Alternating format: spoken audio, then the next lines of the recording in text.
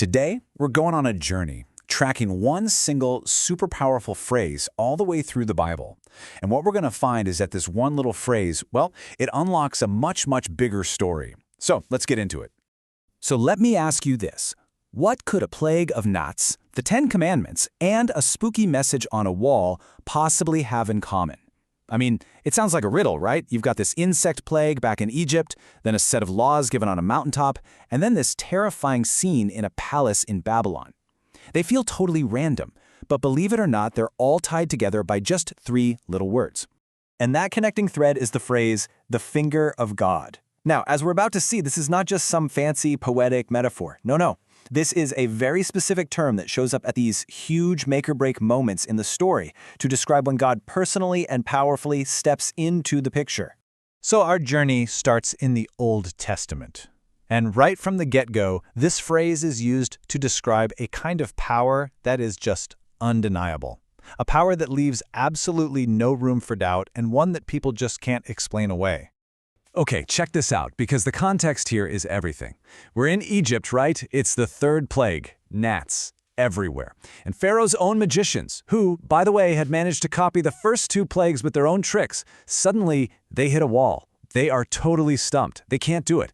And in that moment of failure, they have to go to their king and admit, hey, we're dealing with something way beyond us. Even God's enemies had to look at this and say, this is the finger of God. But it's not just about judgment. We see that same divine power in creation itself. I mean, think about it. The psalmist looks up at the night sky, the moon, the stars, the whole cosmic show, and he doesn't just see a bunch of random dots. He sees the detailed, intricate work of God's fingers. It's this incredible picture of immense power, yeah, but also this incredibly delicate, personal touch. And then we see a whole different side of that power. Picture this. A wild, over-the-top feast is happening in King Belshazzar's palace. And right in the middle of it, a hand, just a hand, appears out of nowhere and starts writing on the wall. Now, the Bible doesn't use the exact words finger of God here, but come on, the image is crystal clear. It's this chilling display of divine authority, proving that God's finger can also write out a final verdict. So all this talk about writing, well, it leads us straight to probably the most famous time this phrase is used. And here, the finger of God isn't just about power, it's about authorship. And this is a really big deal. We're talking about the 10 Commandments, the absolute foundation of the entire covenant. The Bible makes it super clear. These laws weren't just whispered to Moses for him to jot down. No, the text says the stone tablets were written with the finger of God. God himself was the author. So what's the big takeaway here? Well, this act establishes that the law has the ultimate authority. It's not some human idea or a good suggestion. It's directly engraved by God. That gives the whole agreement this personal weight, this unchangeable quality that is just so central to what it's all about. Okay, so for hundreds of years, that's what the finger of God meant. It was about raw power, and it was about the law written in stone. But then Jesus shows up on the scene, and he takes this phrase and completely redefines it. And this, right here, is the big turning point for the whole idea. So people are questioning Jesus, right? They want to know where he gets his power from. And his answer is just stunning. He says he casts out demons with the finger of God.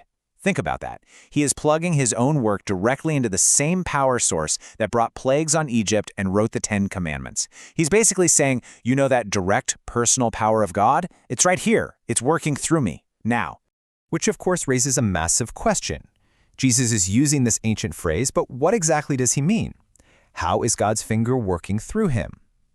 Well, it turns out the answer is right there in the Bible. We just have to compare 2 different accounts of the same story. And there it is. This is the Rosetta Stone, you guys. This is where the Bible defines its own term for us.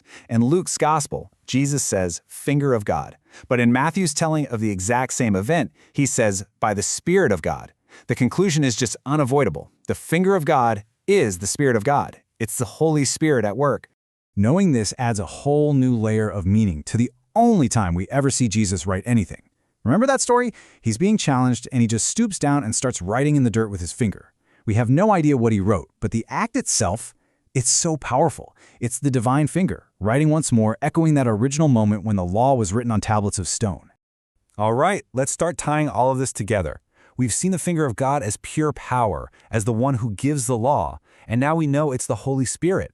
And where this is all heading, it's this beautiful, profound shift from an external law written on stone to an internal transformation written on the human heart.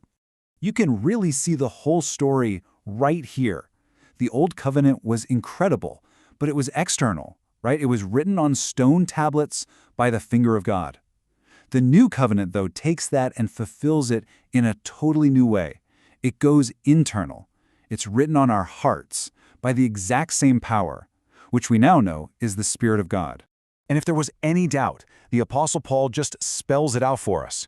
He directly compares the old way, writing on stone tablets, with the new way, the Spirit writing on tablets of human hearts. It's the same divine author, but the canvas has totally changed. It's moved from stone to the soul. So here's the entire journey, step by step. First, God's fingers create the heavens. Then, God's finger writes the law on stone tablets. After that, that same finger, now we know it's the Spirit, shows up and demonstrates the power of God's kingdom. And the final step? That very same Spirit finishes the job by writing God's law, not on stone, but right inside us, on our hearts. All right, let's do a quick-fire recap and put all the pieces together so we have the complete picture of this amazing phrase. So, the exact phrase, finger of God, shows up 4 times. Number 1, the plague of gnats, where even enemies had to admit God's power. Numbers 2 and 3, both about the 10 Commandments, locking in that idea of divine authorship. And number 4, Jesus himself claiming that very power as the sign of God's kingdom. So looking at the big themes, we see this idea used to show God's power over his enemies, his authority in giving the law, his incredible precision in creation, his final word in judgment, and, as Jesus made clear, the living, breathing power of the Holy Spirit at work in the world. You know, you can almost boil the whole thing down to this. It's one author, but 3 different surfaces. On stone, God writes the law. On a palace wall, he writes judgment. But on the human heart, that's where he writes grace. So, here's the thought I want to leave you with. The very same finger that shaped the stars, that etched the commandments into stone, and that judged a prideful kingdom, that is the very same Spirit that is at work today writing grace on the human heart. It's the direct, personal work of God, from the biggest thing we can imagine to the most intimate part of who we are.